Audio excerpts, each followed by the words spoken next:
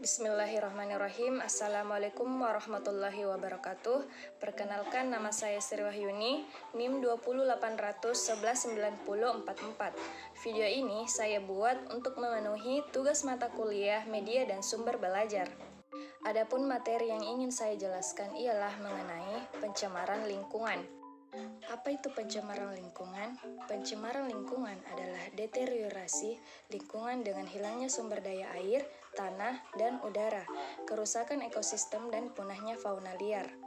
Nah, selanjutnya, apa sajakah jenis-jenis pencemaran lingkungan itu? Jenis-jenis pencemaran lingkungan ada 3. Yang pertama adalah pencemaran air.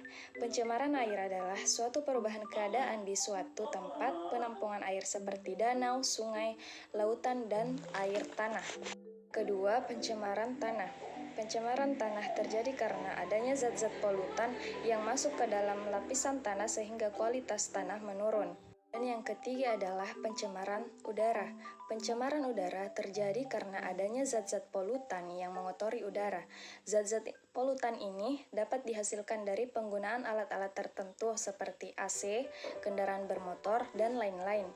Setelah kita mengetahui apa saja jenis-jenis pencemaran, lalu apa sajakah yang kemudian menjadi sumber dari pencemaran lingkungan itu sendiri? Sumber pencemaran lingkungan yaitu yang pertama, kegiatan rumah tangga. Di antaranya, A. Limbah padat berupa sampah anorganik.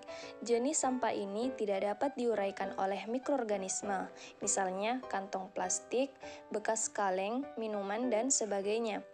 B. Limbah air berupa tinja, deterjen, oli, cat jika meresap ke dalam tanah akan merusak kandungan air tanah bahkan dapat membunuh mikroorganisme di dalam tanah. Yang kedua, kegiatan industri. Limbah industri berupa limbah padat yang merupakan hasil buangan industri berupa padatan, lumpur, bubur yang berasal dari proses pengolahan. Terakhir, apa saja dampak dan pencemaran lingkungan dan bagaimana cara penanggulangannya? Dampak dari kerusakan lingkungan itu sendiri diantaranya tercemarnya udara, tercemarnya perairan, tercemarnya daratan, kerusakan hutan, dan kerusakan pesisir laut. Adapun langkah penanggulangannya adalah remediasi. Remediasi adalah kegiatan untuk membersihkan permukaan tanah yang tercemar. Dan yang kedua, bioremediasi. Bioremediasi adalah proses pembersihan pencemaran tanah dengan menggunakan mikroorganisme, jamur bakteri. Bioremediasi bertujuan untuk memecah atau mendegradasi zat pencemar menjadi bahan yang kurang beracun atau tidak beracun, atau karbon dioksida dan air. Itulah sedikit penjelasan dari saya mengenai materi pencemaran lingkungan. Kurang dan lebihnya mohon dimaafkan. Wabillahi taufik wal hidayah. Assalamualaikum warahmatullahi wabarakatuh.